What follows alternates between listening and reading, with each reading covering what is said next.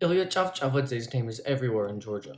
Every major city in the country has a street or boulevard named after him.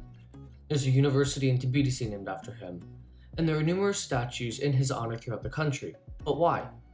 He wasn't a great monarch like Tamar Mepe and David Ahmad, nor has his literature endured over a millennia like Shoto Rustaveli.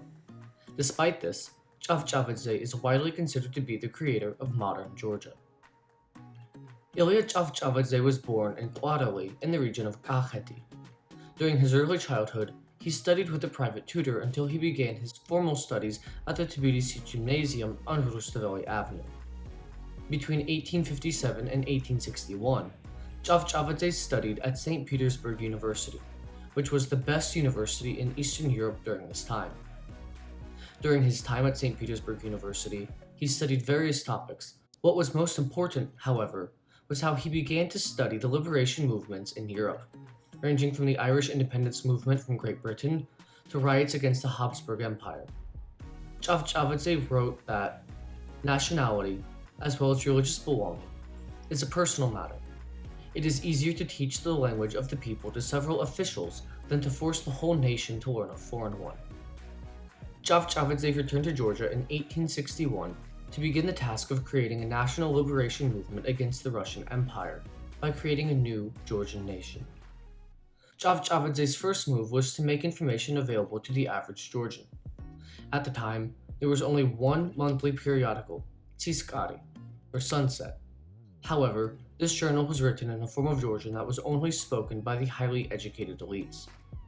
Chavchavadze established his own publication, Sakatvilos Moambe, the Georgian Chronicle, and later the weekly journal Iveria in 1877. Both of these journals were written in the vernacular.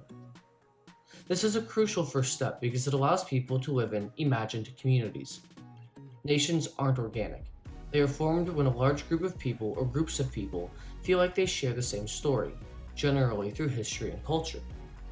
By allowing people from all across Georgia to read the same news, people are able to have a sense that they are reading about their brothers and sisters, even though those events are taking place in opposite parts of the country. On a political note, by owning the only two publications that were available to the common Georgian, Chavchavadze and his collaborators were able to publish propagandist materials, such as social articles filled with patriotic content and themes. Chavchavadze's first move was completed by the establishment of the Society for the Spreading of Literacy Among Georgians in 1879. This organization was founded by Ilia Chavchavadze, Dmitry Klipiani, and Iakov Gabisonia, who is the author of the first Georgian language schoolbook. This organization operated various schools, libraries, and bookstores throughout Georgia, along with helping train teachers how to properly teach literacy to Georgians. Chavchavadze's second move was to reinvent Georgian culture. For most of their time, Georgians have been under foreign rule, therefore making much of their culture foreign to them. Chavchavadze sought to create a history and culture of the Georgian people that would give them a sense of belonging not only to each other, but with their land and their country. The main way in which this was accomplished was by the creation of the first Georgian museum.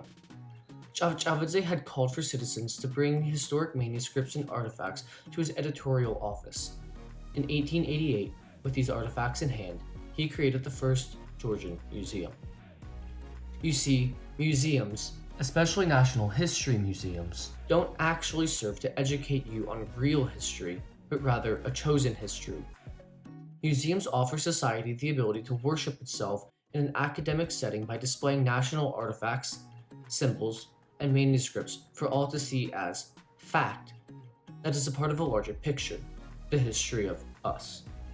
When combined, the language reforms introduced by Chavchavadze, along with the new history and culture invented by him, had allowed the Georgian people to begin to see themselves as a single unit rather than a vague idea that had little real-life implications. Chavchavadze's final move was to allow common Georgians to have economic and social mobility. Chavchavadze had been a part of a larger team that created Georgia's first land bank, which was created to help serfs following the abolition of feudalism in the Tiflis province. This bank was the only bank in the Russian Empire which gave credit to agrarian citizens rather than solely to the nobility. Through these reforms, Chavchavadze sought to create a Georgian nation that was civic in nature. Anybody who identified as Georgian had a right to be in Georgia. In a letter to an Ajadan schoolteacher, Chavchavadze wrote, "Georgian Muslims must be treated very carefully. Remember, they are our brothers. They are Georgians." Ilia Chavchavadze was killed in 1907 in a small village outside Mtskheta. Nobody knows for sure who killed Chavchavadze, but it is generally accepted that he was assassinated for his pro-independence works. Chavchavadze's legacy can still be felt in Georgia today. Georgia declared its independence on May 26, 1918. The constitution of this new country, which is also the basis of Georgia's current constitution, was one of the most forward-thinking documents of its time.